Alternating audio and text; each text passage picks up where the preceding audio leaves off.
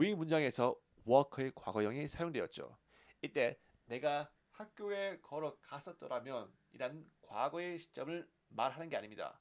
여기서 의미는 내가 학교에 걸어간다면 이라는 조건절로 사용되었습니다. 안녕하세요. 행복하십시오. 행슈님입니다.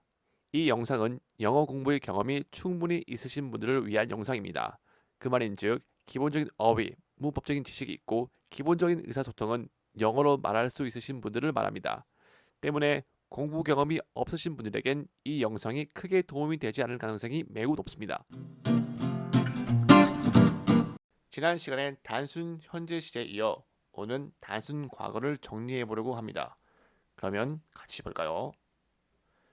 지난 시간 단순상과 현재의 조합을 알아봤듯이 오늘은 단순상과 과거의 조합에 대해서 알아볼 예정입니다. 때문에 우리는 단순상의 개념에 대해서 한 번 더 떠올릴 필요가 있습니다. 앞선 영상을 보실 필요는 없어요. 여기서 한 번 더 설명하겠습니다. 단순상에서 중요한 개념은 사건은 전체로서 하나로 인식된다 였습니다. 오늘은 조금 다른 예를 들어보겠습니다. 나는 운동을 했어가 좋겠네요.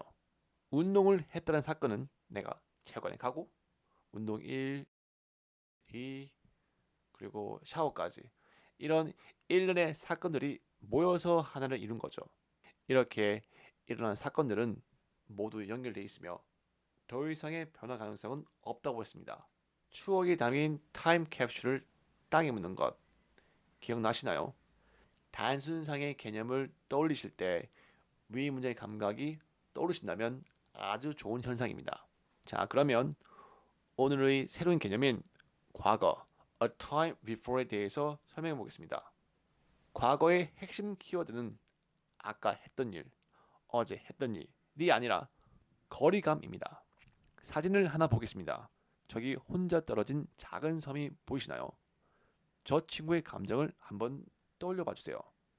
외로움, 나쁘지 않습니다. 슬픔도 나쁘지 않아요. 제가 언급하고 싶은 감각은 저기 떨어진 섬과 육지 사이에 분명한 거리가 있다는 것입니다.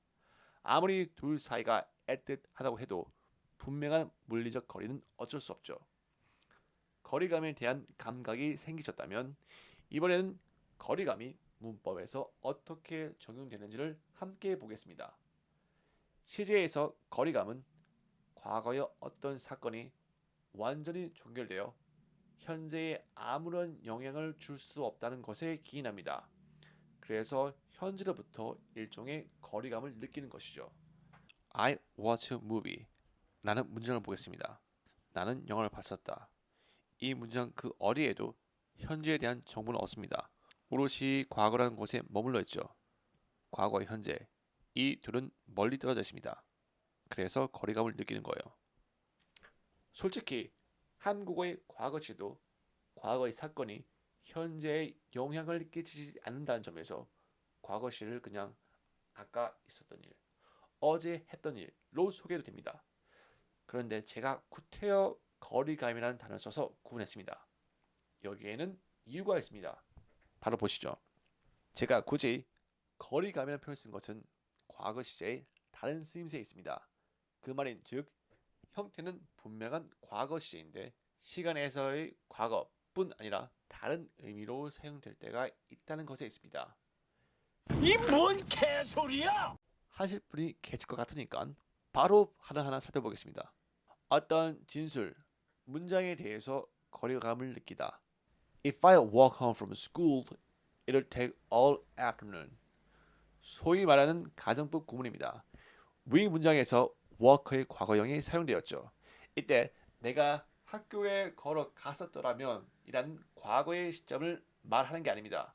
여기서 의미는 내가 학교에 걸어간다면 이라는 조건절로 사용되었습니다. 이때의 조건은 현실에 반대되는 내용의 거리감을 느끼는 것이고 그래서 과거형을 사용한 것입니다. 거리감 느껴지시나요? 혹시나 해서 한 번 더 강조하는데 이 문장에선 시간의 과거와는 아무런 관계가 없습니다. 이제 가정법에서 과거 시제가 나온 이유 이해가 되셨나요? 다른 누군가에게 전해 들음으로써 생기는 거리감. 언뜻 보면 우리가 알고 있는 일반적인 과거 시 문장과 별 차이가 없어 보입니다. 하지만 보통의 과거 시 문장은 절대로 현재 영향을 끼치지 않는다고 했죠. 그런데 위 문장처럼 사용된 과거 시 문장은 현재 영향을 끼칠 수도 있습니다. 이해를 위해서 다른 예문과 함께 보겠습니다. He loved 짜장면. 그는 짜장면을 좋아했다. 라는 문장은 과거라는 시간 속에서 좋아한다는 동작이 완료된 게 분명합니다. 그런데 They said he loved 짜장면 이라는 문장은 말한다라는 동작이 완료된 것일 뿐 좋아한다는 것은 알 수가 없습니다. 때문에 누군가에게 전해지는 과거시 문장은 현재와 관련이 있을 수 있습니다. 이런 식의 화법을 report speech라고 하는데 뉴스에서 많이 나오니 기억해 주세요. 다른 사람에게 간접적으로 말함으로써 생기는 거리감. Did you want something to eat before the game?